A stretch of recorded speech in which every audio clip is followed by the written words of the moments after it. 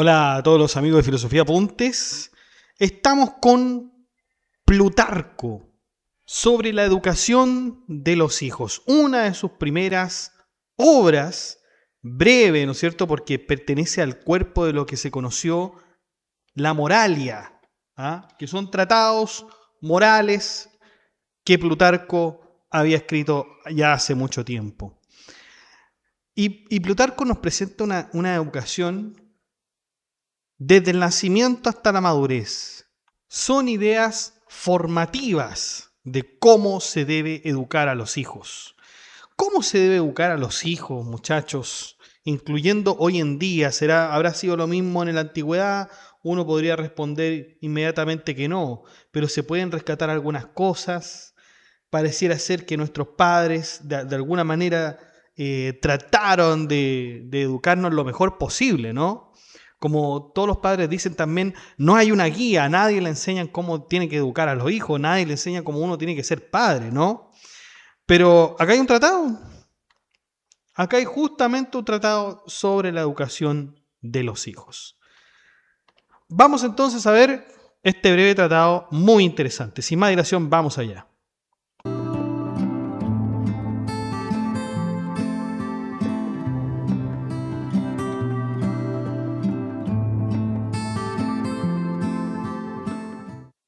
Bueno, en primer lugar, nos habla Plutarco de que hay que hacer una elección muy importante. Antes de educar a un hijo hay una cuestión, pero realmente que usted no puede dejar de lado, no puede no considerarla. Y uno piensa, bueno, pero para partir a hablar, digamos, sobre la educación de los niños, tenemos que hablar de los niños. Tenemos que hablar de los niños, de los hijos, cómo aprenden, qué aprenden, si es que pueden aprender algo en su infancia, en su niñez. Pero fíjense que Plutarco nos dice no. No tenemos que fijarnos en eso primeramente. Inicialmente no nos podemos enfocar en eso. ¿Y qué nos tenemos que enfocar inicialmente? Plutarco nos dice que la educación no parte de la escuela, no parte de la familia constituida, sino que va en la decisión previa de los padres. Previa de los padres. ¿Qué quiere decir eso? Su primera recomendación no trata de métodos de enseñanza. No estamos hablando ni siquiera estamos hablando del niño ya nacido, no, para nada. Estamos hablando del contexto del hijo que se va a tener, que se va a educar. Es lo primero que uno debiera tener en cuenta, el contexto. ¿Puedo hacerlo? Y en segundo lugar, y quizás la elección más digna de todas, según Plutarco, es la elección de una esposa digna. Una esposa digna, que no sea cortesana, que no sea concubina. En la Grecia clásica, la pureza del origen garantizaba la participación de la vida pública. Y Plutarco, heredero de esa mentalidad, nos dice que el honor que tiene una familia influye directamente en la formación moral y en la estima social del individuo. Plutarco advierte que los hijos nacidos de uniones ilegítimas o desiguales llevan consigo una marca de deshonra que condiciona toda su vida. En una ciudad profundamente jerarquizada, el origen determina no solo el estatus, sino también la oportunidad y la percepción de uno mismo. Por eso el filósofo considera que los hijos de padres ilustres gozan de una libertad y dignidad natural, mientras que los de baja cuna son más propensos a la sumisión o la vergüenza. Por eso es que el hombre debe elegir una mujer digna. En primer lugar, antes de tener hijos, antes de todo, debe elegir una mujer digna. Debe observarla, debe verla. Bueno, esta mujer, la verdad, quiero que sea aquella que va a criar a mis hijos. Obviamente lo está viendo desde su perspectiva, ¿no? Y refuerza su argumento con ejemplos literarios y anecdóticos. A esto nos va a tener Plutarco acostumbrados mucho tiempo. Y cita a Eurípides para demostrar que la deshonra del linaje corrompe el destino de los descendientes y menciona a Diofanto, hijo de Temístocles, como símbolo de orgullo hereditario, cuya voluntad se identificaba con la del pueblo ateniense. Por lo tanto, el hijo virtuoso reproduce en su carácter la grandeza de su ascendencia. Siempre es así. Y nos da una anécdota. Nos da la anécdota de Arquídamo, rey de Esparta, porque se atrevió a tomar en matrimonio a una mujer pequeña de estatura, diciéndole que les pensaba dar no reyes, sino reyesitos. ¿Y saben lo que pasó? Lo que pasó es que los lacedemonios, símbolos que ustedes saben que es de rigor moral, como lo habíamos visto en la historia de Grecia, castigaron a este monarca por casarse con esta mujer pequeña, no por desprecio físico, sino porque interpretaron ese acto como una falta al ideal de nobleza y grandeza que debe caracterizar a un rey, pues. Por lo tanto, ahí hay ejemplos, ¿no es cierto?, de que los padres deben preocuparse de su propia situación antes de concebir un hijo. Y el filósofo señala que la importancia del estado físico y moral de los padres en el momento de la concepción también es una cuestión muy importante. Su consejo de que los progenitores se unan templados, o por lo menos habiendo bebido moderadamente. Y esto no es una advertencia solamente sanitaria, sino que tiene un trasfondo ético y filosófico. O sea, para el pensamiento antiguo y especialmente para Plutarco, que estaba influido, recordemos, por la biografía que nosotros vimos de Plutarco, por el platonismo, el pitagorismo, etc., la cuestión de que el alma y el cuerpo están profundamente vinculados es algo fundamental. O sea, si el cuerpo está mal, quiere decir que algo también hay malo en el alma. Por lo tanto, el desorden de uno afecta al otro, y engendrar un hijo en estado de embriaguez no solo degrada la dignidad del acto generativo, sino que transmite al hijo una marca de descontrol, tanto físico como moralmente. Hace una referencia a Diógenes, en un tono anecdótico, porque, como les digo, nos va a tener acostumbrados a la anécdota Plutarco. Nos dice que Diógenes el perro, el filósofo cínico, le dijo a un muchacho: oye, tu padre te engendró estando borracho. O sea, con esto nos damos cuenta que en la Grecia antigua también era una práctica que el acto reproductivo se haga en tales condiciones. Vamos ahora sí, una vez que nos hemos preocupado de tener un contexto adecuado para nuestro hijo, para nuestro niño, para nuestro educando, vamos ahora precisamente a la educación. ¿Qué necesita un hijo, un niño para la educación? Plutarco nos va a hablar de los fundamentos de la virtud. La virtud requiere la confluencia de tres elementos: la naturaleza, la razón y la costumbre. Estos tres factores que podríamos traducir como disposición innata, porque es la naturaleza, la instrucción racional, que es la razón, y el ejercicio perseverante, que es la costumbre, aquellos que hacemos con hábito, conforman este sistema educativo integral en el pensamiento de Plutarco. Porque la naturaleza representa la base o la potencialidad del individuo, la razón, la formación intelectual, y la costumbre, que es la práctica constante. Si falta alguno de estos elementos, la virtud queda incompleta o coja. Y Plutarco recurre a una poderosa analogía agrícola para ilustrar su tesis. La naturaleza es como la tierra, el maestro como el labrador y los preceptos como la semilla. Claro, una tierra fértil sin labrador se desperdicia. Un buen labrador sin tierra fértil trabaja en vano. Y las mejores semillas se pierden si no se siembran en condiciones adecuadas. Por lo tanto, afirma Plutarco que la educación debe nutrirse de la disposición natural, pero requiere también del trabajo del maestro y de la guía de la razón. O sea, que aquí lo importante, ¿no es cierto?, que es, en primer lugar, la razón, o sea, educar estas disposiciones naturales para luego ejercer el hábito. O sea, acá hay una confluencia de dos filosofías, que es la platónica con respecto a la razón y la costumbre con respecto a Aristóteles. Sin embargo, Plutarco va más allá del determinismo natural. Refuta la idea de que la falta de dones innatos condena al individuo a la mediocridad. Afirma con claridad que la enseñanza puede corregir los defectos naturales, mientras que la negligencia puede arruinar incluso las mejores disposiciones.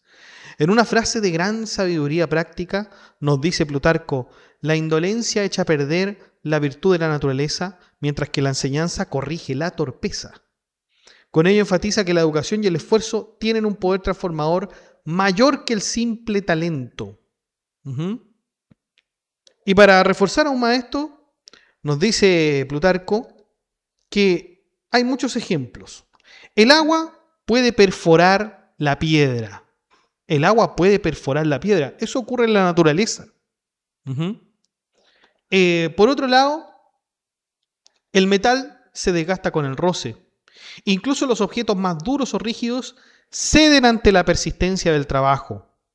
La educación, como el goteo de agua o el pulido del hierro, actúa lentamente, como el goteo de agua, ¿no? Pero actúa lentamente, pero lo significativo de esto es que si bien actúa lentamente, tiene resultados permanentes, muchachos. Así, lo antinatural puede llegar a ser más fuerte que lo natural cuando se somete a una práctica perseverante. Esto es muy importante, muchachos. Es una de las discusiones de la educación que yo creo, en mi opinión, es una de las más importantes. El tiempo que se necesita para aprender alguna cosa. No hay tiempo, muchachos. Es así de simple, ¿no? No hay tiempo. No hay tiempo. Nosotros estamos en un sistema en que te obligan a tener que realizar trabajos en un determinado plazo. Y si no lo tienes en determinado plazo, bueno, ahí se va a sacar la nota que se tenga que sacar. Por lo tanto, los estudiantes muchas veces, y los profesores en muchos casos también, están obligados a hacer las cosas de forma rápida, de forma irreflexiva y por lo tanto mal, pues. Y además se tiene que considerar también la velocidad de cada uno. Es obvio que cada uno de nosotros y cada uno de los estudiantes es distinto el uno del otro. Entonces, ¿cómo vamos a exigir un mismo tiempo para todos? Si todos tienen distintas capacidades. Bueno, ahí lo está poniendo Plutarco en la palestra. Y luego amplía Plutarco esta idea con una serie de parábolas naturales y sociales. La tierra se vuelve estéril si se la abandona. Los árboles que, sin cultivo, crecen torcidos. Los cuerpos que se debilitan por la pereza. Los caballos que, si no son domados, se vuelven salvajes. O sea, la virtud no es un don inmóvil, muchachos. La virtud no es un don inmóvil, es una energía que necesita una dirección constante, ¿ya? Y usted me puede decir, pero es que Plutarco está comparando jóvenes, niños con la naturaleza. Pero la naturaleza es lo primero, es lo que nos antecede, muchachos. O sea, la naturaleza es aquello que está primerísimo y que por los efectos, por las manifestaciones de la naturaleza más bien, podemos ver que aquellos efectos se traducen también en ciertas actitudes, en ciertas conductas observables, ¿no? La negligencia, en cambio, es una forma de corrupción. Entonces, la educación se entiende así como una lucha contra la inercia del alma y la materia, donde el trabajo transforma lo bruto en noble. Nos cuenta otra anécdota Plutarco, que es la de Licurgo, el legislador espartano, quien cría 2 cachorros de los mismos padres, pero con cuidados diferentes. Uno se vuelve glotón y el otro se vuelve cazador. Cuando los presenta ante los lacedemonios, los suelta frente a una fuente de carne y una liebre. El primero se lanza sobre la carne y el segundo persigue la presa. Con este gesto, entonces, Licurgo demuestra que la educación y la costumbre moldean el carácter más que la herencia. Plutarco adopta este ejemplo como una parábola del poder formativo de la paideia, que es la educación propiamente tal, pero no solamente educación como si fuera instrucción, sino que también educación moral, cívica, que transforma la naturaleza en virtud. Vamos con el cuidado que deben tener los cercanos. Vamos con el cuidado de las madres. ¿Qué nos dice Plutarco? Las madres deben amamantar y cuidar personalmente a sus hijos. Plutarco critica la costumbre frecuente entre las clases acomodadas de la antigüedad de delegar la lactancia y el cuidado en nodrizas o amas. Según él, las nodrizas aman por la paga, es decir, su afecto es interesado y no es genuino. Mientras que la madre, al nutrir al hijo de su propio cuerpo, le transmite un amor verdadero, un amor formador. Por lo tanto, la lactancia es un acto de virtud natural, es una expresión de amor maternal, un fundamento de lazo afectivo que unirá a la madre y al hijo. Apoyándose en la observación de la naturaleza, Plutarco nos dice que todos los animales son dotados por la naturaleza del alimento necesario para nutrir a sus crías. Y las mujeres, dice, han recibido de la providencia 2 pechos para alimentar incluso a gemelos. La naturaleza misma enseña que cuidar y alimentar al propio hijo es un deber inseparable del amor materno. La madre que renuncia a esta función, ya por comodidad o por seguir costumbres sociales, traiciona el orden natural y moral del afecto familiar. No obstante, Plutarco reconoce con sensatez que existen casos en los que la madre no puede amamantar, ya sea por debilidad física o por deseo de tener más hijos. Y bajo estas situaciones propone un criterio racional y ético: elegir cuidadosamente a la nodriza, procurando que sea una mujer de buen carácter y preferiblemente, escuchen, griega. Esta mención a la condición griega refleja entonces un sesgo cultural de la época, como la preocupación de Plutarco por el lenguaje, la moral y las costumbres que los niños aprendan desde los primeros años. Porque en su visión, y esto es muy importante para Plutarco, las palabras y los gestos de quienes rodean al niño imprimen huellas profundas en su alma, del mismo modo que el sello marca la cera blanda. Por eso insiste en que desde el nacimiento debe cuidarse tanto la salud del cuerpo como la formación del carácter. Plutarco además nos da una noción psicológica adelantada a su tiempo: la maleabilidad del alma infantil. El niño, dice Plutarco, es dúctil, flexible. Todo lo que aprende o experimenta en esa edad temprana se fija de modo duradero. Por eso cita a Platón, quien advertía que las nodrizas no deben contar fábulas sin discernimiento, pues los mitos y relatos moldean el pensamiento y la moral desde la cuna. En la misma línea recuerda al poeta Fosílides, quien aconsejaba enseñar las nobles acciones mientras el niño es pequeño. Los jóvenes esclavos. Plutarco nos sigue hablando entonces de la educación temprana en torno al contexto doméstico y social que rodea al niño. O sea, ya no se va a centrar únicamente en las madres o nodrizas, sino también en los jóvenes esclavos encargados de asistir y acompañar a los hijos en sus primeros años. En la casa antigua, especialmente en familias acomodadas, los esclavos solían tener un contacto constante con los niños. Los cuidaban, jugaban con ellos, los vestían y los acompañaban a sus lecciones. Por eso Plutarco advierte que su influencia puede ser tanto formativa como corruptora. De allí que exija que estos sirvientes sean buenos en sus costumbres y hablen correctamente el griego, para evitar que los hijos imiten malas conductas o absorban formas vulgares del lenguaje.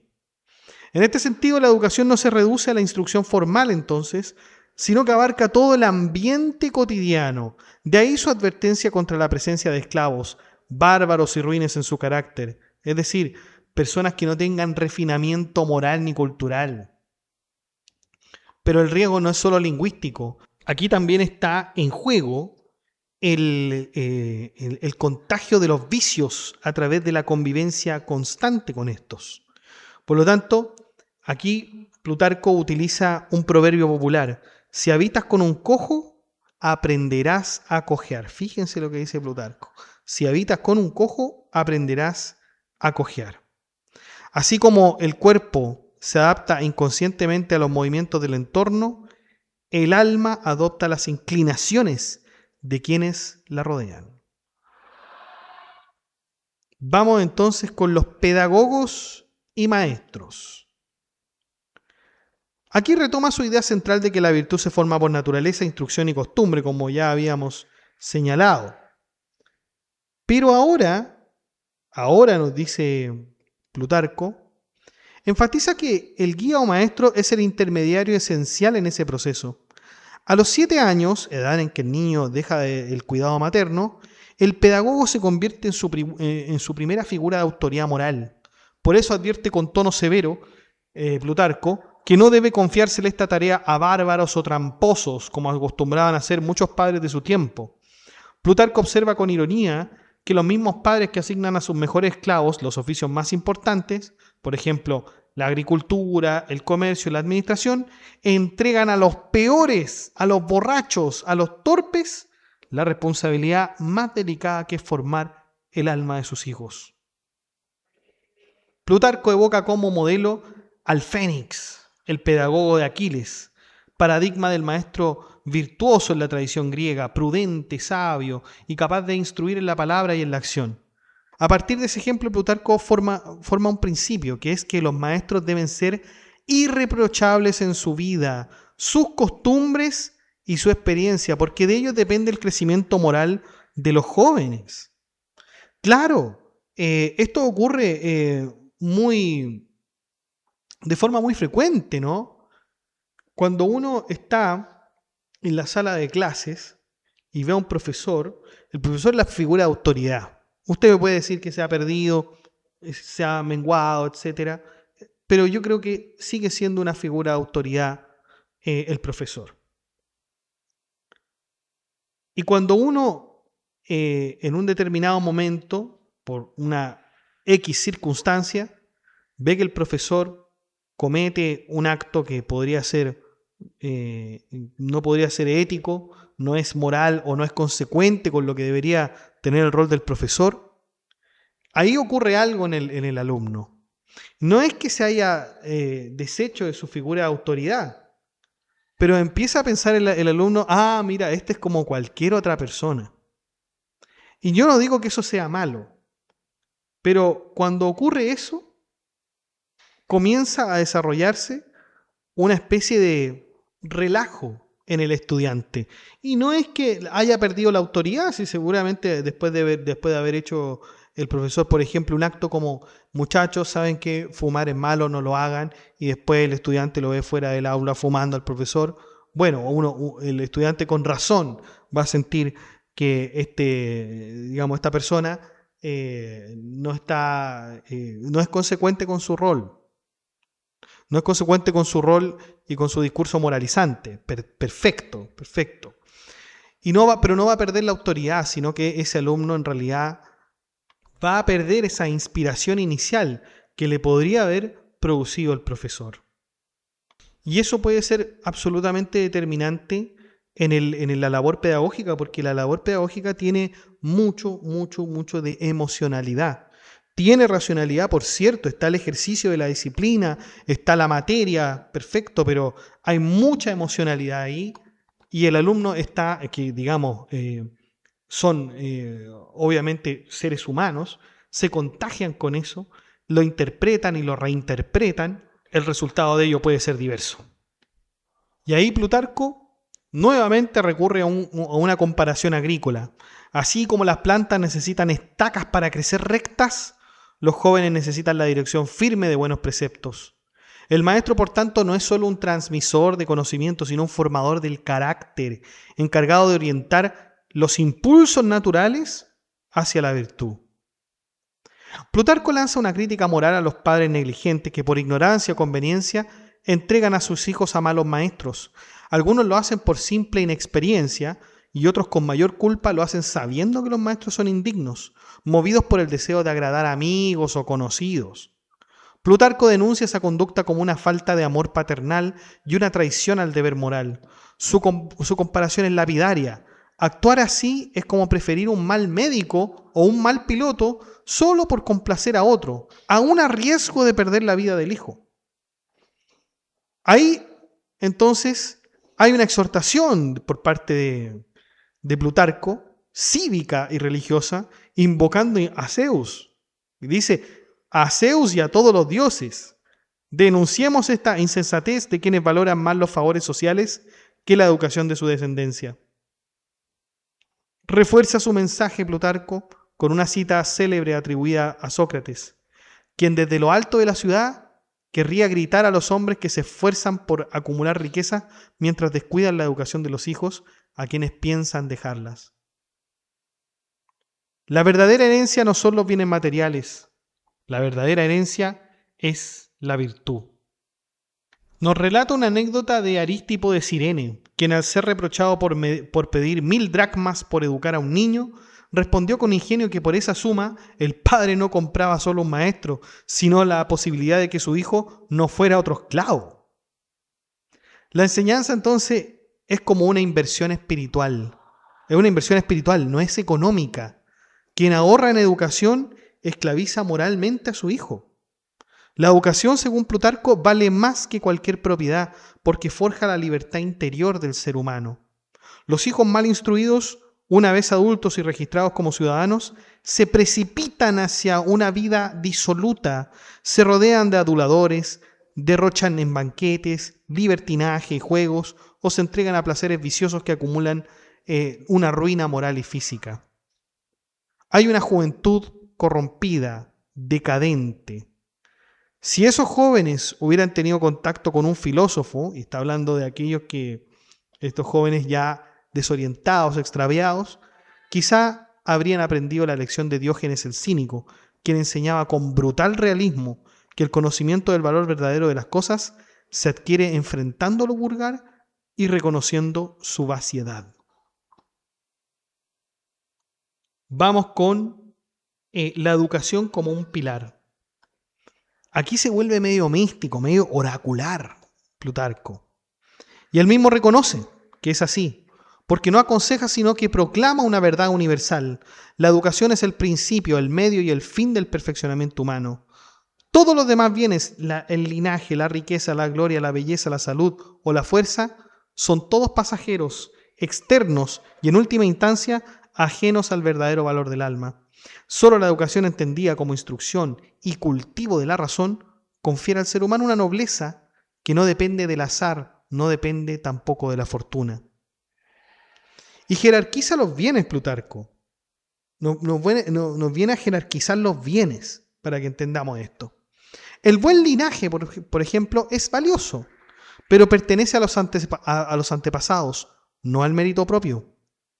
La riqueza, aunque útil, depende de la fortuna y cambia de manos sin justicia, convirtiéndose en causa de corrupción y en blanco de los malvados. La gloria es inestable y frágil, la belleza es efímera, la salud es vulnerable, la fuerza corporal limitada y perecedera. Frente a todos ellos, la instrucción, entendida como la formación de la mente y del carácter, aparece como el único bien verdaderamente inmortal y divino. Y aquí Plutarco aprovecha de hablarnos de una línea, ¿no es cierto?, socrática, platónica. Lo que distingue al ser humano no es el cuerpo, es la razón. Es la razón y la palabra, el logos y el lexis. Son bienes incorruptibles que se mantienen firmes ante el paso del tiempo, la enfermedad o la adversidad. El filósofo celebra la razón y la palabra como los dos dones más altos de la misma naturaleza humana. La razón gobierna, la palabra obedece, y ambas resisten lo que destruye los bienes materiales. Ni la fortuna puede arrebatarlas, ni la calumnia mancillarlas, ni la enfermedad puede deteriorarlas. De hecho, dice con elegante paradoja, solo la razón, envejeciendo, se rejuvenece, porque el tiempo que arruina todas las cosas aumenta la sabiduría. Es un elogio entonces lo que hace Plutarco, un elogio del conocimiento como defensa de la fugacidad del mundo, una afirmación del poder inquebrantable de la cultura y la virtud. Nos sigue dando ejemplos, ¿ya? Y nos dice que primero tenemos al filósofo Estilpón de Megara, cuya ciudad fue destruida por Demetrio Poliócrates. Cuando éste le preguntó si había perdido algo, Estilpón le respondió con serenidad: nada, porque la guerra no saquea la virtud. ¿Se fijan? Un segundo ejemplo es el de Sócrates, quien al ser interrogado sobre si se consideraba feliz al gran rey de Persia, respondió que no podía saberlo si ignoraba cómo estaba en virtud de instrucción. Entonces, la sabiduría y la educación son en consecuencia las únicas garantías de una vida buena y plena. Y Plutarco, por cierto, que es el que nos señala esto y que está absolutamente de acuerdo. Vamos con la instrucción, porque después de haber exaltado la educación como el bien supremo, advierte ahora sobre el peligro de una instrucción corrompida por la superficialidad y la búsqueda del aplauso. Aconseja apartar a los jóvenes de las pomposas charlas y de la elocuencia vacía, porque dice con agudeza moral, complacer a la multitud es desagradar a los sabios. Con ello, Plutarco se distancia entonces de la tradición filosófica, de la tradición sofística, que enseñaba a hablar para convencer sin importar si lo que se está hablando es la verdad, y reivindica una educación del lenguaje subordinada a la virtud de la razón, porque la palabra debe servir para expresar lo justo y lo sensato, no para seducir a la masa. Cita a Eurípides, quien decía que prefería ser inepto ante la multitud y hábil ante los sabios, subrayando que el discurso del vulgo suele estar asociado a la corrupción y el placer, mientras que el del sabio es sobrio y verdadero. Plutarco observa con ironía que quienes buscan agradar al público terminan amando los placeres y viviendo de forma disoluta, pues el hábito de complacer exteriormente lleva a descuidar la integridad interior. Así la retórica sin virtud degenera en vanidad. Por lo tanto, Plutarco a lo que nos invita es a una oratoria reflexiva, nacida de la preparación y la medida. Los discursos improvisados, advierte, están llenos de negligencia, de ligereza, de exceso verbal. La improvisación, si se convierte en hábito, conduce justamente a la palabrería, mientras que la reflexión permite mantener la proporción de un discurso. De ahí que recuerde las actitudes prudentes de Pericles y Demóstenes, quienes eran unos tremendos oradores, y ellos se negaban a hablar si no se preparaban primero. Ambos representaban el modelo del orador virtuoso, que prefiere el silencio y la responsabilidad de hablar sin pensar. Sin embargo, Plutarco no condena toda improvisación. La considera útil la improvisación solo cuando surge de una formación sólida y se ejerce con prudencia. Lo que rechaza es la precipitación del joven que habla por vanidad y no por verdad. Eso es lo que es más delicado, ¿no? Plutarco, además, siguiendo hablando del discurso, nos habla de la analogía entre la palabra, el cuerpo y el alma. Porque así como el cuerpo debe ser no solo sano, sino fuerte, el discurso debe ser no solo correcto, sino vigoroso. La elocuencia debe evitar tanto la hinchazón teatral como la aridez del estilo apagado. El justo medio, dice, es el más artístico y agradable de los discursos.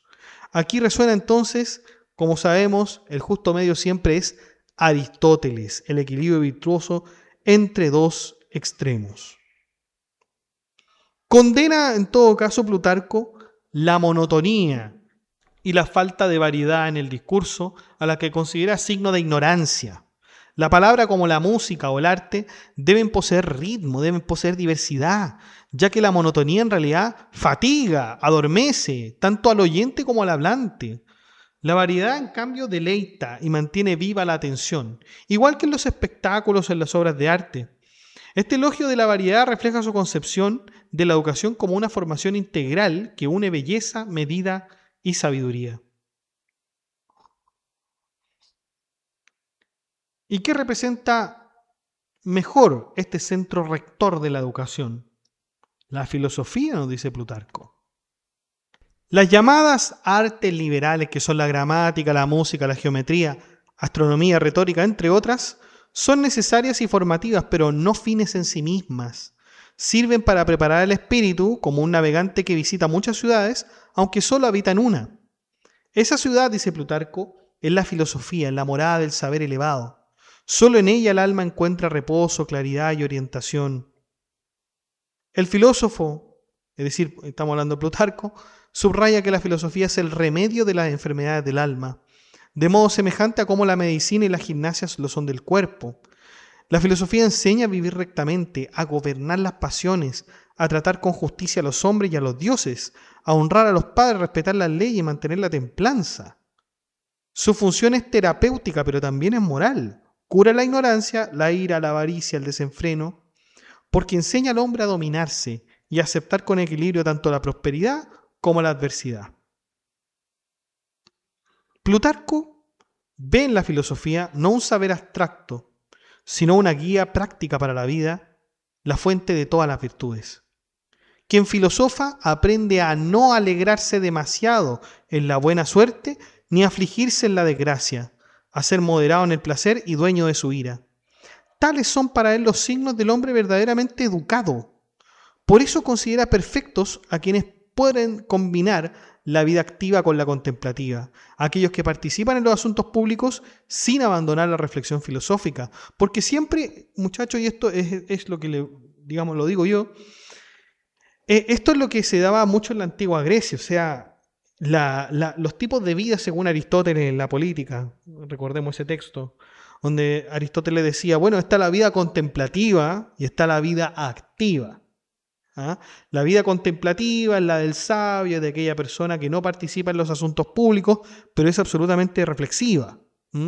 Y la vida activa es la vida política, la vida de aquella persona que entra en los asuntos públicos. Y este tipo de vida se veía así, como una incompatible con la otra. Y Plutarco nos dice aquí, no, importante para la educación que tengamos estas dos preocupaciones con respecto a los estilos de vida. Este equilibrio entre acción y pensamiento representa un ciudadano sabio, capaz de servir a la comunidad, pero sin perder la serenidad interior. ¿Y de dónde vamos a sacar estos hombres? ¿De dónde están estos hombres? Y Plutarco nos cita con nombre y apellido. Dice, Arquitas de Tarento, Epaminondas de Tebas, el mismo Pericles, ¿ya? De hecho, Epaminondas y Dion de Siracusa fueron últimos discípulos de Platón y supieron unir el ejercicio del poder con la búsqueda de la verdad. Sostiene que, así como el hombre agricultor necesita herramientas para cultivar la tierra, de nuevo un ejemplo agrícola, el hombre necesita libros para cultivar su mente. Coleccionar y estudiar los escritos antiguos como instrumentos indispensables de la educación es lo que va a conservar las fuentes de la sabiduría. La lectura entonces no es un mero adorno cultural, es una prolongación del ejercicio filosófico. Leer es continuar aprendiendo de los sabios del pasado y mantener viva la transmisión del conocimiento. Pero hasta ahora, muchachos, hemos hablado mucho de esta educación moral, de esta educación abstracta, ¿ya? Por la cual, digamos, todos estaríamos de acuerdo. En el discurso, en la filosofía. Pero ¿y qué pasa en lo corporal? ¿Necesitamos una educación corporal? Desde luego, dice Plutarco. Y es por eso que vamos a hablar ahora de los ejercicios. Y claro, Plutarco recomienda enviar a los jóvenes al maestro de gimnasia, pero no para convertirlos en atletas, sino para lograr un desarrollo armónico del cuerpo, fortalecer su salud y preparar desde la infancia una vejez vigorosa. La educación física en su visión tiene una función preventiva. Así como el marinero se prepara en tiempos de calma para enfrentar la tormenta, el joven debe cultivar disciplina y templanza como provisión para las dificultades de la vida futura. Plutarco insiste en la moderación del ejercicio, porque el exceso de esfuerzo físico agota el cuerpo y dificulta la educación del alma. Citando a Platón, recuerda que el sueño y el cansancio son enemigos del aprendizaje, estableciendo así una armonía entonces entre el cuerpo y el alma. El primero, es decir, el cuerpo, debe ser fortalecido sin perjudicar el cultivo intelectual. La gimnasia no es un fin en sí mismo, sino una herramienta para la autodisciplina, la energía moral y la preparación para la acción. Plutarco, entonces, nos habla del entrenamiento corporal, del adiestramiento militar, recordando que la guerra no tolera cuerpos crecidos en la sombra. Los jóvenes, por tanto, deben ejercitarse en el uso de la jabalina, los dardos y la caza, práctica que no solo fortalecen el cuerpo, sino que también el valor, la precisión y la resistencia. Para Plutarco, el ejercicio físico es una forma de virtud cívica, un deber hacia la patria, pues que el que no se prepara para defender la patria, abdica entonces de su libertad. Plutarco imagina que algunos podrían reprocharle que sus ejercicios están dirigidos solo a los hijos de familias ricas, capaces de costear maestros y entrenamiento. Pero su respuesta es clara: la educación debería ser común a todos, y aunque la fortuna limite los recursos, cada uno debe procurar el mayor grado de formación posible dentro de sus medios. Si alguien no puede seguir sus preceptos, no debe culpar al filósofo, decía el mismo Plutarco, sino que a la fortuna. Hay algo por lo que Plutarco se pronuncia con bastante fuerza, y es el castigo corporal. Los golpes, dice Plutarco, y los ultrajes no son adecuados para los hombres libres, sino para los esclavos. Su argumento no solo se basa en una apelación sentimental, sino en una reflexión sobre la naturaleza de la libertad y la dignidad humana. El niño libre debe ser guiado mediante la razón, la persuasión y el ejemplo, no mediante el miedo o el dolor. Los castigos corporales, lejos de educar, dice Plutarco, embotan el espíritu, generan temor, generan resentimiento y destruyen la disposición natural hacia el aprendizaje y la virtud. Plutarco contrapone a la violencia el poder del consejo y la palabra, que son instrumentos propios de una educación racional y virtuosa. Para él, la pedagogía de los hombres libres se funda en el diálogo moral, en la capacidad de distinguir el bien y el mal a través de la persuasión. En lugar de castigar con dureza, recomienda el uso equilibrado de la alabanza y el reproche, que actúan como estímulos y frenos moderados del carácter. Las alabanzas despiertan el deseo de mejorar, y los reproches disuaden de las acciones vergonzosas. Esta alternancia, usada con prudencia, forma en el niño un sentido de honor, nos dice Plutarco, un sentido de vergüenza en cuanto a los reproches. Y los dos son algo así como resortes morales más poderosos que cualquier tipo de castigo corporal. Plutarco recurre a una bella imagen maternal para ilustrar el método. Así como las nodrizas consuelan al niño que llora ofreciéndole pecho, el educador debe saber alternar corrección y consuelo. Después de reprender, debe volver a animar al niño para que no se hunda en la tristeza ni pierda el miedo de aprender. La pedagogía, entonces, según Plutarco, requiere ternura, requiere paciencia y un profundo conocimiento del alma humana. O sea, el preceptor, el padre, debe saber todo este mundo de las emociones. ¿Ah? Debe tener lo que llamaríamos hoy día propiamente tal, una inteligencia emocional, ¿no? No solamente debe ser un experto o un gran conocedor de la materia que el educando está estudiando, sino que también de aquel aspecto emocional. El exceso de dureza produce servilismo. El exceso de indulgencia, debilidad. Entonces, el arte educativo consiste en mantener el equilibrio entre firmeza y afecto. Por último, advierte contra el peligro de las alabanzas excesivas que engendran vanidad y debilidad moral. El niño envanecido por los elogios pierde el sentido del esfuerzo y se vuelve complaciente consigo mismo. La educación, por tanto, debe enseñar no solo a temer la falta, sino también a resistir la adulación. Entonces, la verdadera autoridad del educador no se impone con castigos, sino que se gana con el respeto, la justicia y la razón moderada. Vamos con el cuidado paternal. Hay padres que por amar demasiado a sus hijos terminan no amándolos realmente. El exceso de celo, es decir, el deseo de que sus hijos destaquen rápidamente en todo, se convierte en un obstáculo para su desarrollo. Estos padres, creyendo fomentar la excelencia, los someten a trabajo y estudios excesivos, agotando su cuerpo y espíritu. Con una de sus comparaciones más bellas, Plutarco destaca que las plantas, por ejemplo, crecen con un riego moderado, pero mueren con un exceso de agua.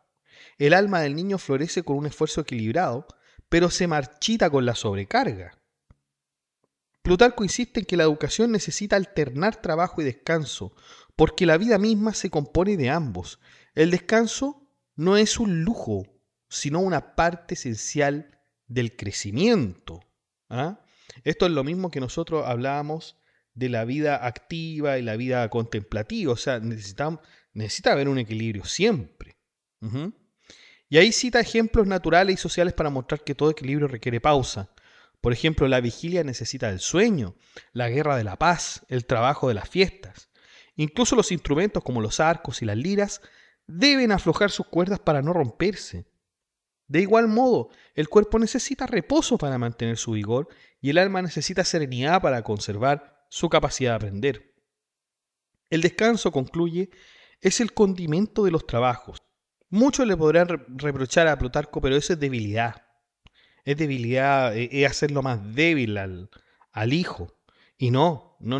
Plutarco, lejos de eso, dice, la moderación es sabiduría. Es sabiduría. Plutarco pasa ahora a reprochar a los padres negligentes con respecto a lo mismo, porque aquellos que, después de confiar sus hijos a los pedagogos o maestros, se desentienden de su educación. Critica la costumbre de delegar completamente la tarea educativa en los asalariados, olvidando que la formación del hijo requiere la vigilancia y el ejemplo del padre. Recomienda que los padres examinen periódicamente el progreso de sus hijos y supervisen la labor de sus tutores, pues esta atención aumenta tanto la responsabilidad de los maestros como el esfuerzo de los alumnos. Y cita con ironía y sabiduría práctica la expresión de un cuidador de caballos: nada engorda tanto al caballo como el ojo del rey, aludiendo que a la mera presencia y atención del superior mejora el rendimiento de quien es observado. Uh-huh. Esto es tan importante, muchachos, y la verdad pero tan actual, porque hay padres justamente que envían a sus hijos con el propósito de que el colegio sea una especie de guardería y que la educación del educando, o sea, está solamente a manos del profesor y que el padre tiene una actitud pasiva por la cual él va a esperar resultados de una empresa, como podríamos decir que es un colegio. Usted me va a decir, pero los colegios no son empresa. Bueno, para los tribunales fíjese que sí, pero eso es otra discusión. Es absolutamente otra discusión. Es un problema absolutamente contemporáneo. Y a veces todo lo malo, las actitudes malas, las costumbres que son absolutamente reprochables de un alumno y que las ejecuta efectivamente en clases, se echa la culpa al profesor y se le cree todo al alumno y el padre está convencido de que el alumno no tiene la culpa.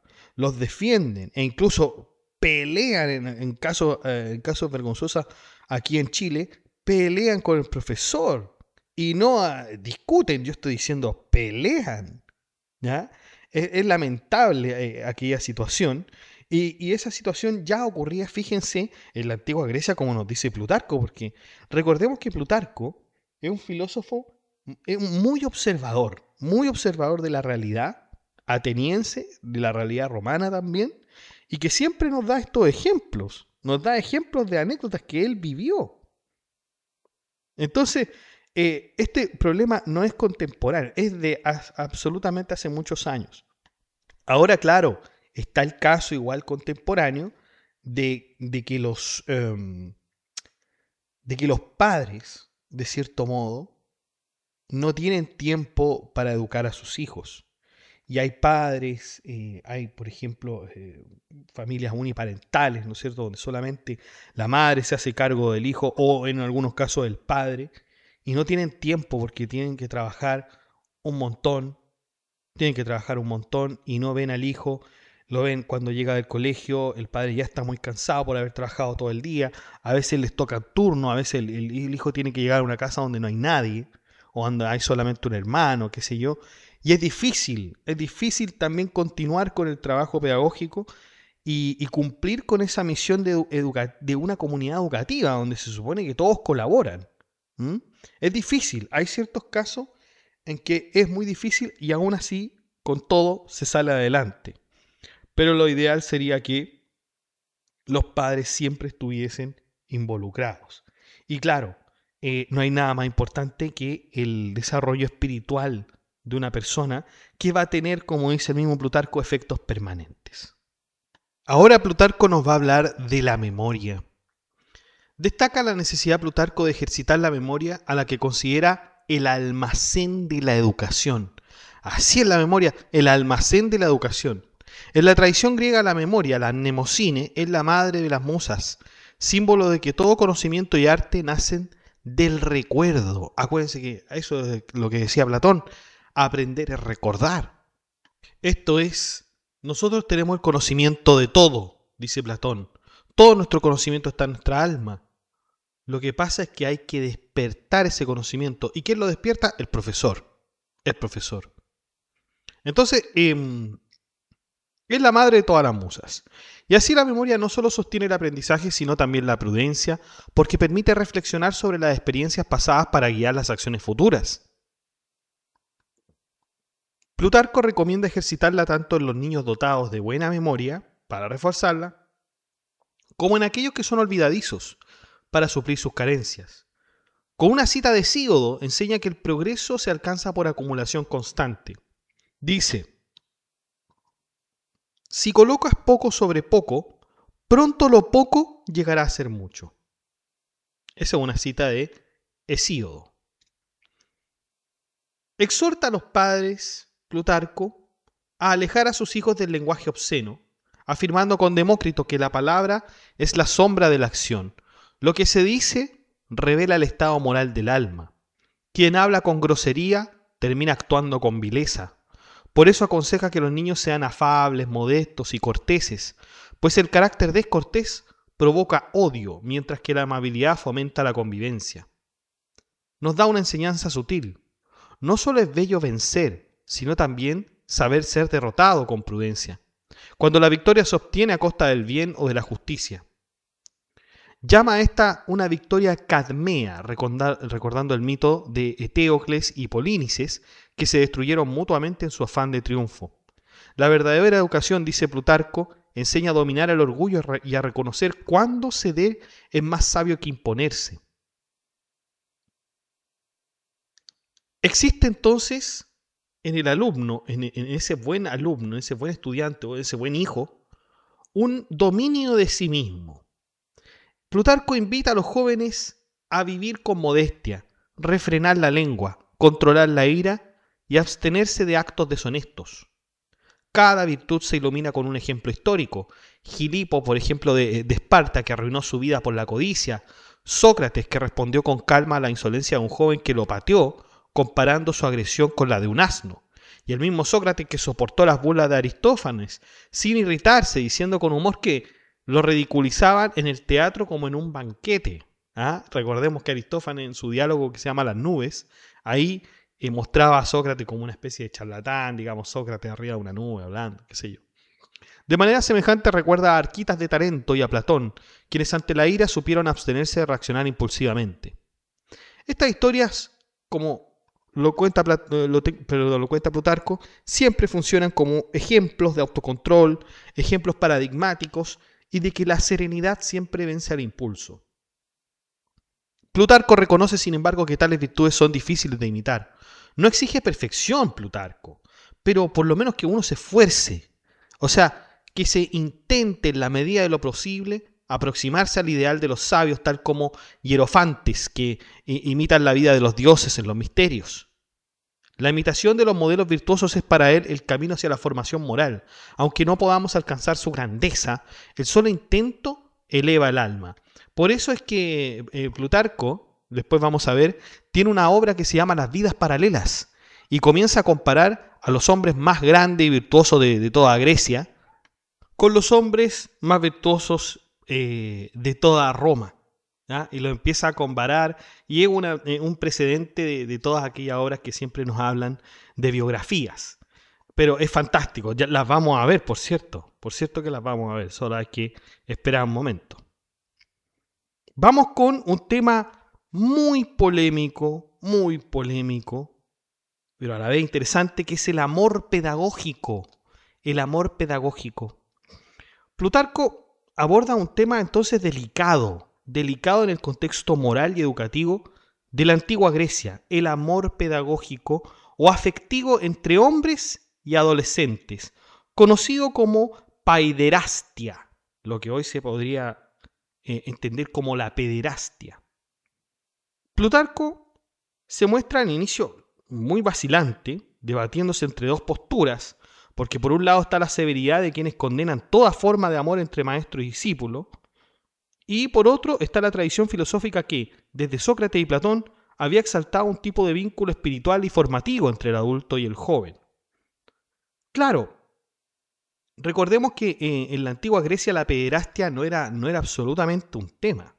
No era un tema, porque está también aquello del amor platónico en lo que dos personas se enamoran con respecto a lo espiritual, ¿ya? No a lo corporal, no a lo superficial como podría ser la edad, por ejemplo. O sea, en este amor platónico se trasciende el deseo sexual o romántico, el amor que es material con respecto, digamos, estamos hablando de la materia, ¿no? No. Aquí estamos buscando un amor espiritual. Y ocurre esto, que entre el discípulo y el maestro surge una especie de amor.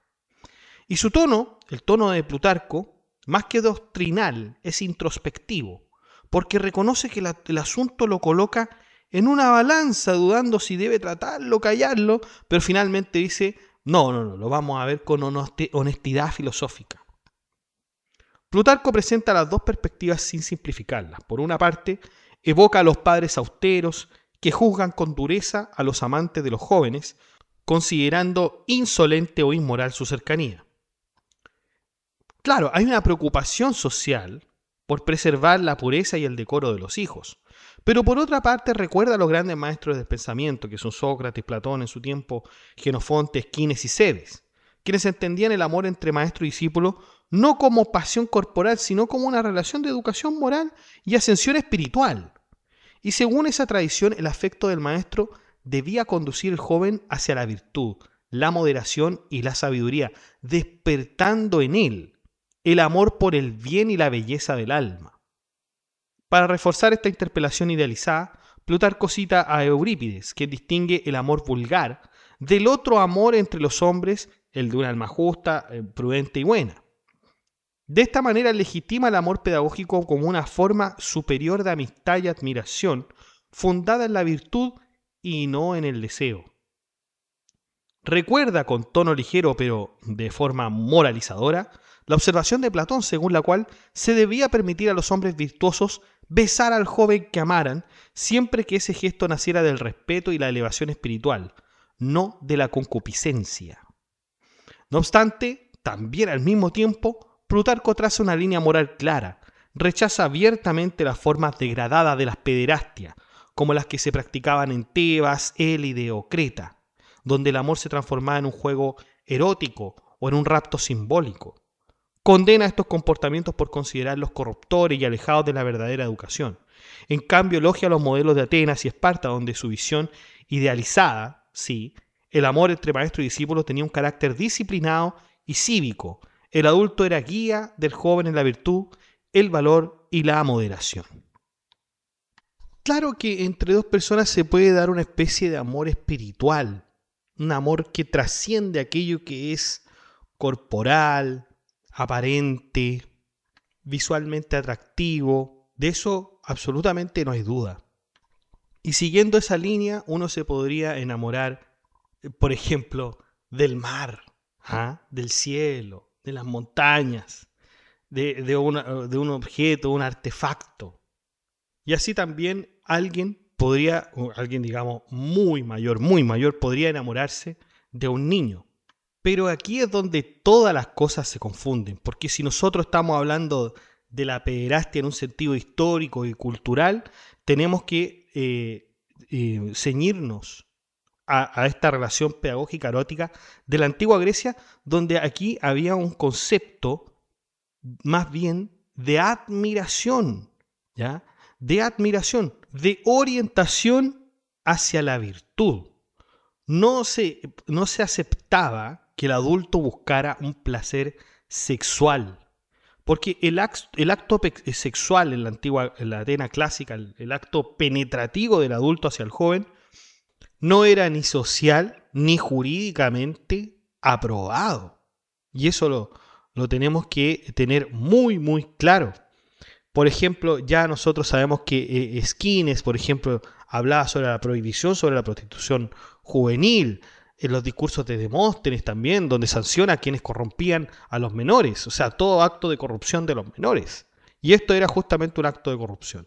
Lo que pasa es que siempre ahora por ejemplo, el concepto de pederastia se ha usado para designar justamente a aquel delito sexual contra menores. Pero se le designó así como por pederastia, la cual naturalmente debe estar prohibida. Vamos con los adolescentes. Plutarco aborda la etapa más crítica del proceso educativo, la adolescencia, momento en que los impulsos naturales se intensifican y la razón aún no alcanza su plena madurez. Plutarco reconoce que muchos padres cometen un error grave al relajarse precisamente cuando deberían extremar la vigilancia. Señala con tono severo que esos mismos padres, que se preocupan cuidadosamente de los primeros años, eligiendo pedagogos y maestros para sus hijos pequeños, abandonan luego a los adolescentes a su propio ímpetu, cuando esta edad exige todavía más atención. Y en su diagnóstico, el descuido de los jóvenes es una de las principales causas de la corrupción moral y de los males sociales. Plutarco establece una clara distinción entre las faltas de los niños y los vicios de los jóvenes. Las primeras son leves y fácilmente corregibles, la desobediencia, la pereza o el descuidado escolar. Pero las segundas, propias de la adolescencia, son graves y potencialmente destructivas. La gula, el juego, el robo, las fiestas excesivas, las relaciones ilícitas o el adulterio. Plutarco no condena los deseos naturales en sí, lo que condena es el descontrol, y advierte que la fuerza de los placeres juveniles es incontrolable, rebelde y necesita freno, por lo que la educación debe actuar como guía y contención. Permitir que el joven siga sus impulsos sin disciplina equivale a decir o a concederle más bien una licencia para el crimen. Entonces aquí ofrece un consejo, Plutarco. Los padres prudentes deben vigilar y corregir con mesura, combinando firmeza y comprensión. La autoridad educativa en esta etapa no puede basarse solo en el castigo, sino también en la persuasión moral. Enseñar, amenazar y rogar. Es decir, debe instruir al joven en el bien, advertirle las consecuencias del mal y apelar a su conciencia y afecto. Además, recomienda el uso de ejemplos concretos, mostrar las desgracias de quienes se perdieron por los placeres, junto a los elogios de quienes alcanzaron virtud y honor por su templanza. Esta pedagogía del ejemplo, la pedagogía de las biografías, podríamos decir, de Plutarco, combina el miedo al castigo con la esperanza de la gloria, los dos motores fundamentales del comportamiento humano. O sea, es típico, los padres lo hacen incluso sin mucha instrucción, pero le dicen al hijo, mira lo que le pasó a este hombre que siguió por tal y tal camino. Pero mira a esta mujer que siguió por tal y tal camino que le fue mejor. La virtud se apoya en dos fundamentos: la esperanza de la honra y el temor del castigo. La primera orienta al alma hacia el bien por aspiración y la segunda la contiene por prudencia. Ambas, bien equilibradas, conducen a la moderación. De este modo, Plutarco no enseña a reprimir por la fuerza, sino a educar la voluntad mediante la razón y el ejemplo. Su visión de la adolescencia es profundamente realista. Entiende que el deseo no puede eliminarse, pero sí gobernarse. La tarea del padre y del maestro es entonces convertir la energía pasional del joven en impulso moral y su ímpetu desordenado en fuerza para la virtud. Vamos con el entorno de los jóvenes. La compañía de los hombres perversos, ya sean adultos, corruptores o compañeros inmorales, puede arruinar incluso las naturalezas mejor dispuestas. La virtud, afirma, no se conserva por sí sola, necesita ser protegida del contagio del vicio. Por eso exhorta a los padres a vigilar cuidadosamente las amistades y relaciones de sus hijos, pues algo de la maldad de los otros siempre se pega. Para reforzar su enseñanza, Plutarco recurre a una interpretación simbólica de los enigmas pitagóricos, presentados como lecciones morales disfrazadas en forma de proverbios o tabúes rituales. Así explica que no probar melanuros significa evitar la compañía de hombres de carácter oscuro. No saltar sobre la balanza enseña el respeto a la justicia. No sentarse sobre el cuartillo, que exhorta a huir de la pereza. Y no dar la mano derecha a cualquiera, que advierte contra la amistad fácil y superficial. Cada uno de estos dichos aparentemente enigmáticos encierra este principio de vida moral: la templanza, la justicia, el trabajo y la cautela en las relaciones. Hay otra también que dice no atizar el fuego con el hierro, que significa no provocar al airado, no comer el corazón, que alude a no agotar con el espíritu con preocupaciones, no echar comida en el orinal, que enseña que no se debe ofrecer buenos razonamientos a un alma corrompida, pues el bien se contamina en contacto con la maldad.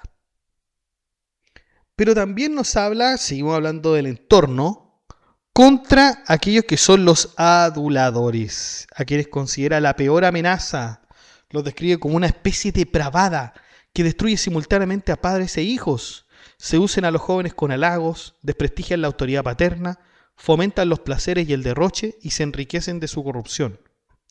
A través de un retrato satírico, nos dice que los aduladores son como esclavos voluntarios que fingen amistad para obtener beneficios. Libres por azar, pero esclavos por elección. Así tienen ellos su vileza moral. Plutarco los acusa de intervenir en el orden natural de la educación, porque mientras los padres enseñan sobriedad, ellos promueven la embriaguez. Mientras los padres predican el trabajo, ellos incitan a la pereza. Mientras los padres aconsejan prudencia, ellos empujan al desenfreno. Son, en un lenguaje simbólico, hipócritas de la amistad, seres que adulan por interés y cuya influencia es más corrosiva que cualquier otro vicio directo. Ningún enemigo es tan peligroso como el amigo falso, porque destruye desde dentro el alma del joven. Esto sin duda nos dice Plutarco. Si realmente desean la virtud de sus hijos, deben expulsar de su entorno a los aduladores y a los compañeros corruptos. Así como una fruta sana se pudre junto a una podrida, también las almas rectas se pervierten con el contacto de malas compañías. Vamos con la mansedumbre. Después de una larga serie de exhortaciones al rigor moral, a la prudencia y a la vigilancia paterna, reconoce ahora la necesidad de templar la severidad con comprensión y afecto. A su juicio, para Plutarco la educación no debe convertirse en tiranía, sino en una forma de guía que combine firmeza y misericordia. Plutarco comienza afirmando que los padres no deben ser crueles ni rudos de naturaleza. Recordando que todos los adultos fueron jóvenes alguna vez, Plutarco insta a los padres entonces a mantener viva la memoria de su propia juventud para comprender las faltas de sus hijos. En lugar de exigir perfección, lo que propone el filósofo es educar desde la humanidad compartida, reconociendo que errar es parte del proceso de maduración. Para ilustrar esta idea recurre a una imagen médica.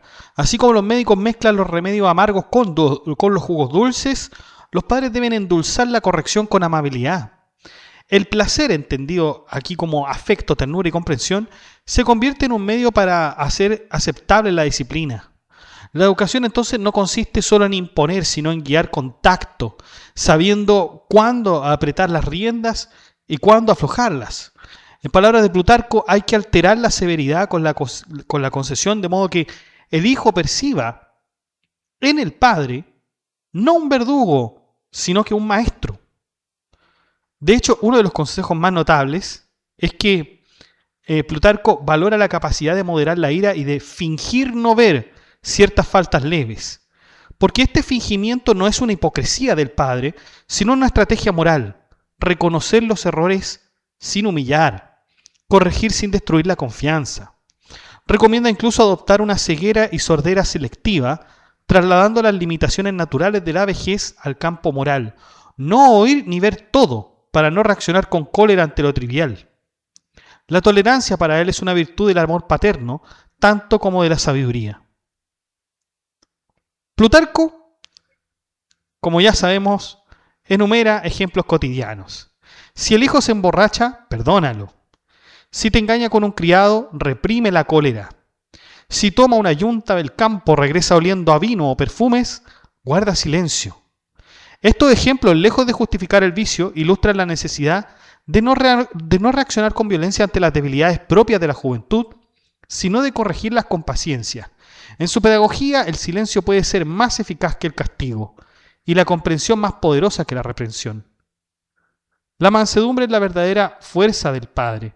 Ser vivo de genio, esto es, enérgico y atento, es mejor que ser colérico, porque la ira prolongada revela el odio, no el amor. Domar a una juventud rebelde no significa doblegarla, sino acompañarla con sabiduría, alternando corrección e indulgencia.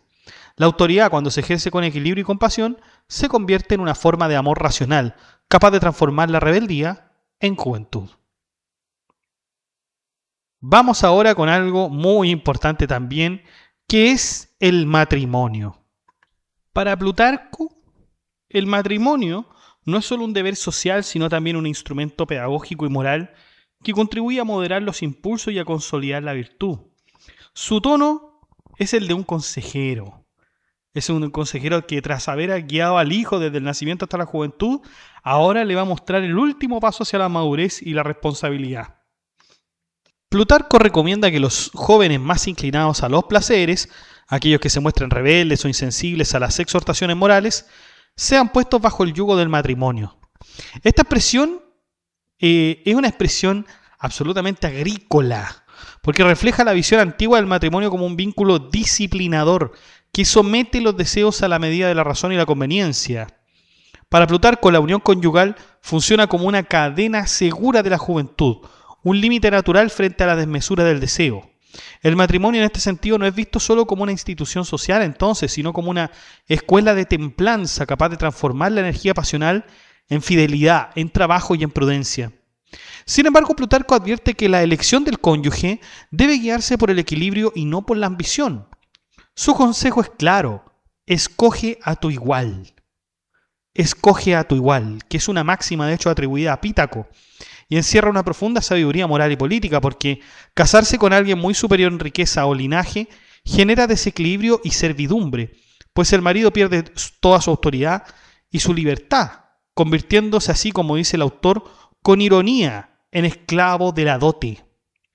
Detrás de esta advertencia se halla entonces la preocupación por preservar la armonía doméstica y el orden social.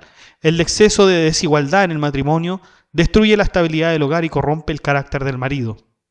El matrimonio ideal no debe fundarse en el cálculo material ni en la diferencia social, sino en la afinidad moral y en la igualdad de carácter. Así la vida conyugal se convierte en una extensión de la educación filosófica, del mismo modo que el alma debe someter las pasiones a la razón, y así el matrimonio debe equilibrar el deseo con el deber. Plutarco nos ofrece ya una última exhortación, porque tras haber recorrido todas las etapas del crecimiento, desde la elección del cónyuge, la crianza, la instrucción, la disciplina y el matrimonio, nos dice que ninguna palabra ni método pedagógico puede ser eficaz si no se apoya en la virtud vivida por los padres.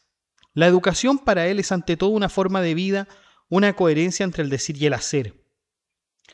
Afirma que los padres deben ofrecerse como ejemplos claros para sus hijos, de modo que éstos puedan mirarse en ellos como en un espejo. La imagen del espejo es una de las más bellas, porque el hijo aprende no solo por instrucción, sino por imitación, y la conducta del padre se refleja inevitablemente en la del hijo. Por eso, quien comete las mismas faltas que reprocha a los suyos, se convierte, como dice el mismo Plutarco, en acusador de sí mismo, en nombre de aquellos. La autoridad moral en consecuencia no se impone, sino que se gana a través de la coherencia y el ejemplo que da el padre. Plutarco insiste en que la hipocresía educativa destruye la credibilidad del padre, quien vive vilmente, pierde incluso el derecho a reprender a sus esclavos y con mayor razón a sus hijos. Así la familia se convierte en un microcosmos moral, donde el ejemplo de los mayores determina la conducta de los jóvenes. Donde los ancianos son desvergonzados, dice Plutarco, allí los jóvenes serán impúdicos. La corrupción de los padres engendra entonces la de los hijos. La virtud, en cambio, se transmite como una herencia espiritual. Y para reforzar esto, nos da un ejemplo histórico, el de Eurídice de Macedonia, madre del rey Filipo II. Aunque era iliria y 3 veces bárbara, comenzó a educarse en su madurez para poder instruir a sus hijos. En efecto, Eurídice dedica su aprendizaje tardío a las musas, confesando que siendo ya madre se aplicó al estudio de las letras que conservan la memoria. Y claro, nunca es tarde, dice Plutarco, para aprender. Y el ejemplo de la madre estudiosa tiene más fuerza formativa que 1000 discursos. Esto que dice Plutarco está absolutamente conectado con lo de Platón y lo que se conoce como andragogía. Ya, el primero en plantear la andragogía fue Platón, de hecho, no lo dice quizás con esos términos, pero nos decía que la educación tiene que ser algo de toda la vida y para toda la vida. Uh-huh. De hecho, es tan importante la educación de adulto que se reconoce hoy en día. O sea, una persona que ya tiene, ya o ha dejado, digamos, de estudiar y ha dejado sus estudios suspendidos, puede volver a retomarlo, etcétera, a cualquier edad. ¿Ya? Y a eso se le ha llamado la educación de adultos. Así que, bueno, por lo menos en Chile hay un montón de oportunidades para poder realizar y retomar estos estudios. De hecho, en mi tesis de pedagogía, yo tuve que abordar el concepto de andragogía, por supuesto, en el marco teórico y ver cómo podríamos aplicarlo metodológicamente. Pero en eso estamos, es decir, es la andragogía la educación de adultos. Plutarco entonces reconoce que cumplir todos los consejos que ha expuesto es una tarea casi imposible, pero no perdemos nada con intentarlo. La perfección no está al alcance de la naturaleza humana, pero el esfuerzo constante por alcanzarla sí.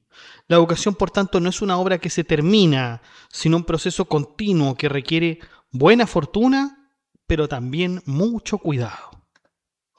Y ahí hemos terminado entonces, muchachos, este apartado de Moralia, que es el primero, sobre la educación de los hijos,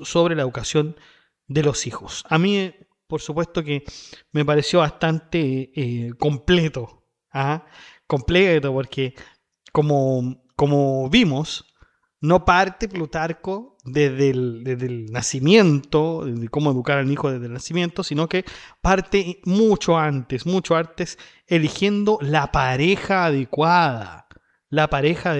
Uno tiene que ver bien con quién va a tener un hijo. Tiene que ver bien, tiene que seleccionarlo bien y preguntarse, bueno, ¿esta es la mujer o este es el hombre que yo quiero para mis hijos?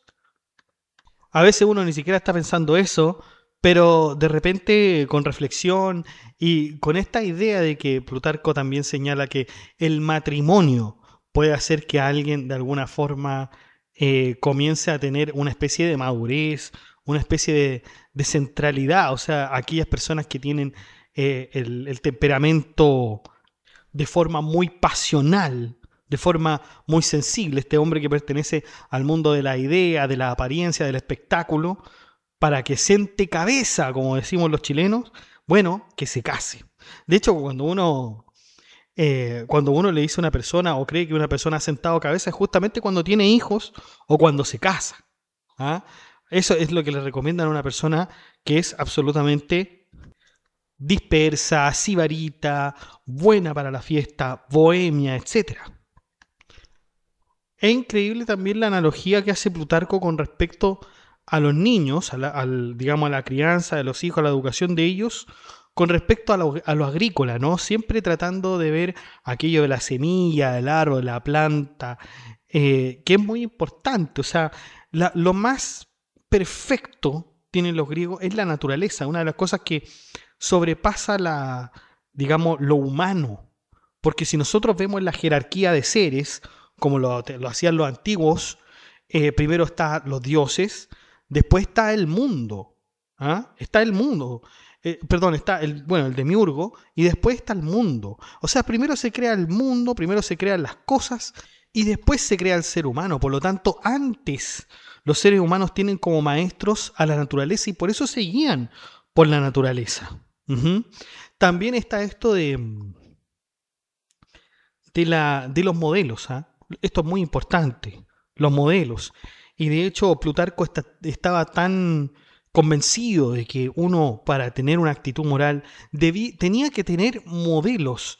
Y es por eso que Plutarco también tiene su obra Vidas Paralelas, donde va haciendo la biografía de dos personajes importantes a la vez que tienen ciertas similitudes. Por ejemplo, vamos a decir Licurgo y Solón, Alejandro Magno y Julio César, Pericles y Fabio Máximo, etcétera. O sea, los modelos de virtud son súper importantes. Muy, muy importantes. Y en este caso, claro, escuchar las historias, por ejemplo, de Alejandro Magno en la época de Grecia, por supuesto que todos querían ser Alejandro Magno, los niños debieron tener una inspiración tremenda con respecto a él. En Roma también, con Julio César, con Fabio Máximo, como habíamos dicho, quizás con los emperadores como Nerón también, como Espartaco en su momento. No sé, aquí puede haber un montón de cosas, También saben a quién me recuerda mucho este pasaje de los modelos de virtud. Me recuerda a otro filósofo que fue Fray Bartolomé de las Casas. Fray Bartolomé de las Casas, cuando en sus viajes a las Indias observaba que los niños, agarraban una especie de palo, piedra, la relacionaban con juguetes y con dioses, y veneraban a esos objetos como si fueran grandes personajes, ¿no? Y Bartolomé de las Casas observaba que los niños de España también tenían la misma característica. Claro que los niños de España tenían un juguete, pero los niños de las Indias, como le llamaban en ese tiempo, tomaban cualquier cosa y la hacían una especie de ídolo. De ahí que la idolatría fuera algo, decía Bartolomé de las Casas, una cuestión absolutamente natural en el ser humano. Importante también el papel del pedagogo, del maestro, ¿ah?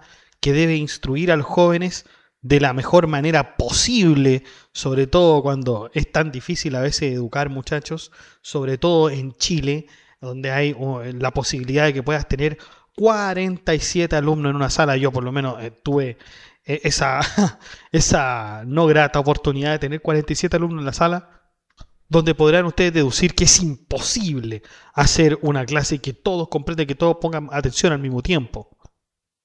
Y eso Plutarco ya lo sabía desde la antigua Grecia, y miren cómo nosotros repetimos errores de forma incansable. ¿Y eso es por qué? Porque no se le da importancia a la educación, es así de simple.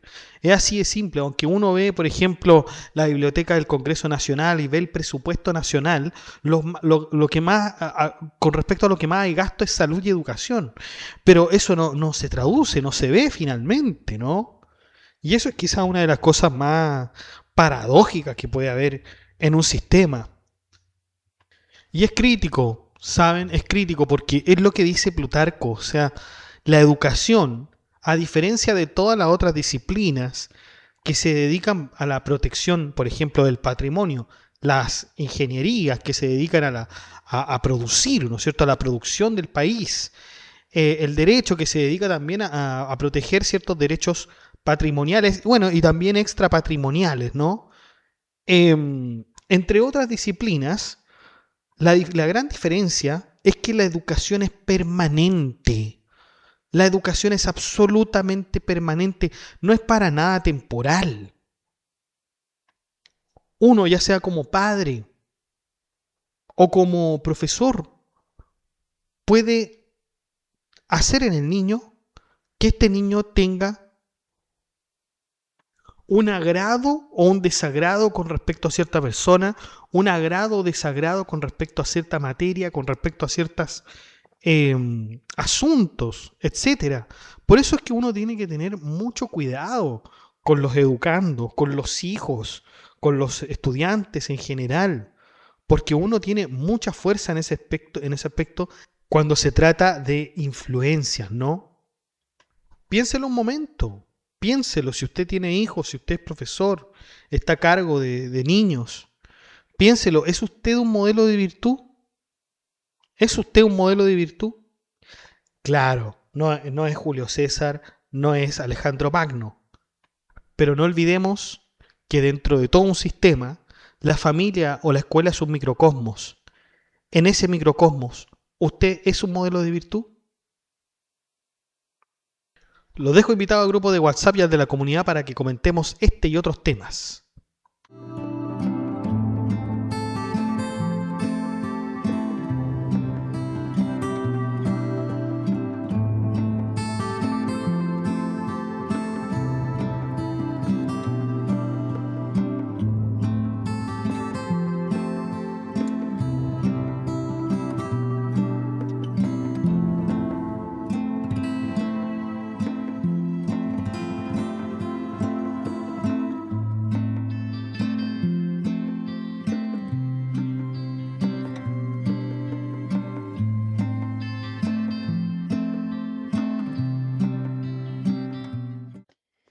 Bueno chicos, y eso ha sido todo. Muchas gracias por escuchar este podcast. Si le ha gustado, dé like, comente, comparta, suscríbase, acceda al blog que está en la descripción del video, haga soporte en PayPal y en Patreon.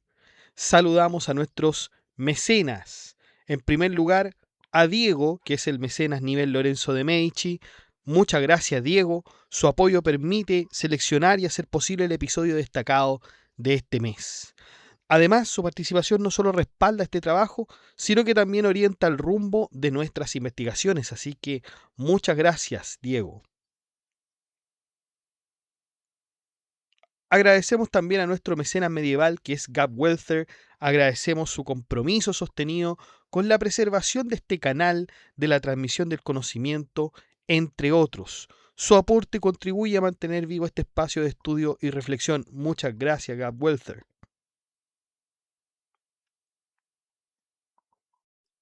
Saludamos a nuestros mecenas romanos que son Abstract Panicker, Luan Santos, José Manuel Santos, Ricardo, Mayra Alejandra Durán, Sergio Pablo Caramillo Hernández, El Chico Tesla, Luis Gilberto Osorio Casas, Leticia Mejías y Álvaro Bonilla.